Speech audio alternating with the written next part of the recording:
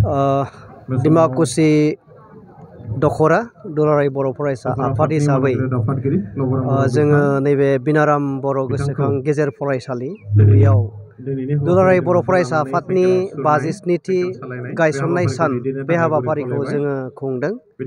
दा गिबियावनो डिमाकुसि दखरा बर' फरायसा आफादनिफ्राय दुलाराय बर' माहारिनो दिनैनि नैबे दुलाराय बर' फरायसा आफादनि 57थि गायसननाय साननि गाहाम हामग्लायनाय जोङो डिमाकुसि दखरा बर' फरायसा आफादनि जानानै बावहरबाय। जोङो दिनै खोब गोजोननाय मोनदों। जोङो 57थि नैबे गायसनथाय सानखौ नैबे जोंनि बिनाराम बर' गोसोखां गेजेर फरायसालियाव खुंदों आरो बहाय माने जागायजेननाय हाबाफारि हिसाबै जोङो आफादनि माने आर'ज फुंबिलि आर'ज आफादनि फिरफिला बिरहोनाय बेजों लोगोसे मुंख्लं बिथांमोननो बिबार बावनाय बड'फा आरो जोंनि माहारिनि खामानि मावनानै जायफोरा दुलाराय बर' फरायसा आफादाव थानानै खामानि मावलांबाय गावनि जिउखौ बावसोमलांबाय बिथां रुंसारि मोननिसिम बिबार बावनाय बे हाबाफारिखौ जोङो लादों। बेनि उनाव जोंनि गेजेराव गोजोन आरो खौसेथि फैनायनि थाखाय फारिव आरो बेलुन बिरहोनाय हाबाफारि लादों। जोङो गमामायैनो जोबोद गोजोनदों जे जोंनि मोनफ्रोमबो हाबाफारियाव डिमाकुसि ओनसोलनि मेलेमजिबि फोरोंगिरिफोर गामिनि जोङो आफादगिरि नेहाथारिखौ हांख्रायदोंमोन बिथांमोना जोंजों फैनानै बाहागो लाफैदों आरो नैबे फरायसालिनि फरायसाफोर फोरोंगिरिफोर बिथांमोनाबो जोंजों माने बिदि लैहोर बाहागो लाफैनायखौ लानानै जोङो जोबोद गोजोननाय मोनदों। बेजों लोगोसे माबाफोर हाबाफारि दिनै आरोबाव माने साइकेल हान्जा सुरनाय हाबाफारि जिहेतुके दुलाराय बर' फरायसा आफादनिफ्राय जोंनिसिम मोनसे इन्सट्राक्सन फैदों जे 3 किल'मिटार साइकेल हान्जा सुरनाय हाबाफारि लानांगौ। बे लेखायैनो जोङो दायो साइकेल हान्जा सुरनाय हाबाफारिखौ लानो नागिरदों आरो बिनि उनाव मोनसे सावरायमेल जोङो लानाय जादों जेराव गासैबो रायजो राजाफ्रा बेवहाय जुथुमगोन आरो बे सावरायमेला जागोन दसे उनाव। मिथिगौ दुलाराय बर' फरायसा आफादा थांनाय 1967 मायथाइयाव गायसनजादों आरो बै समनि जोंनि बर'नि मोजां सानग्रा जायफ्रा मेलेमजिबि सानसुमैफोर बिथांमोना बर' हारिनि अलखदखौ नुनानै बर' हारिनि थांनाय थैनायखौ सिन्था खालामनानै बै समनि दैदेनगिरिफोरा सिन्था खालामनानै दुलाराय बर' फरायसा आफादखौ दादों।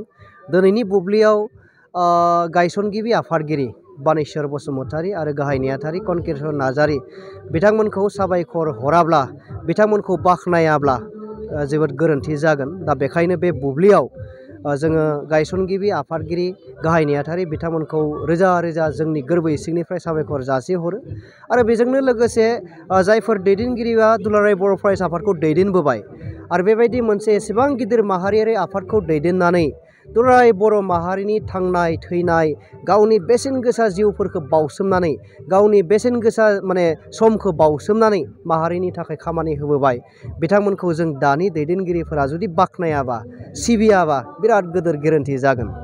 आरो जोङो सिदा माने बुंनो हायो जे दुलाराय बर' फरायसा आफाद गैयाब्ला बर' हारिया हारि हिसाबै दिनैनि थारिखआव जे जोङो खोब माने आलो गोजोनै सान्थियै गसंनानै दङ बे मोनसे थासारिखौ जोङो मालाबाबो मोननाय नङामोन।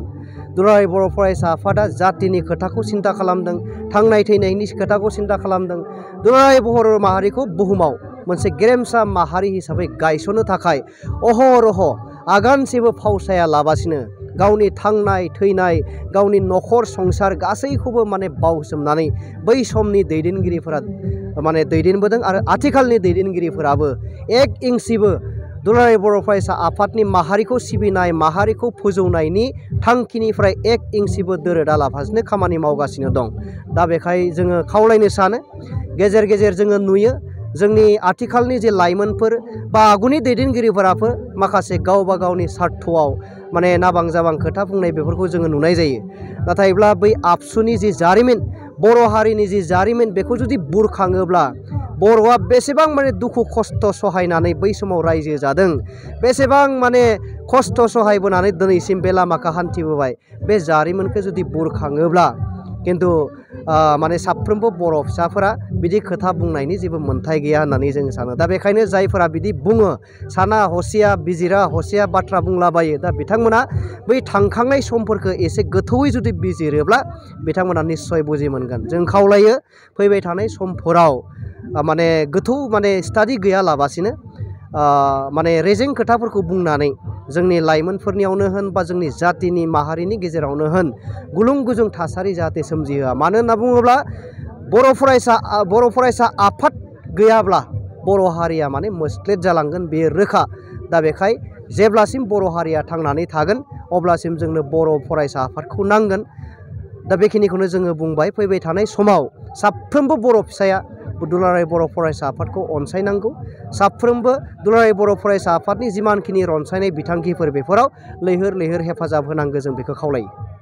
क'क्राझार नोगोरनि आर.एन.बी. लामाजों थांनाय बागानसालि वार्ड नम्बर 8आव रायजो राजाफोरनि गोग्गो देहा लाखिनो थाखाय सानजोरां इन्टारप्राइजआ गोदानै जेनेसा वेलनेस प्राइभेट लिमिटेड बेखेवदों। बे सानजोरां इन्टारप्राइज आयुर्वेदिक गलायाव मानसिनाव जानाय गेदेर गेदेर बेरामनि मुलिफोरखौ मोननो हागोन।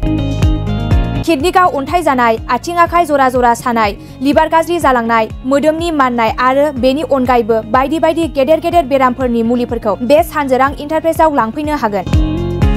सानजोरां इन्टारप्राइजआव गासै बेरामनि मुलिफोरखौ हलसेल राङावनो लांनो हागोन। सानजोरां इन्टारप्राइज बिगोमाया फोरमायबावनाय बायदिब्ला नैबे 9954157149 जानबुं नाम्बारनि गेजेरजों नोंथांनि गोनांथि जानाय मुलिफोरखौ सुलाद लानो हागोन।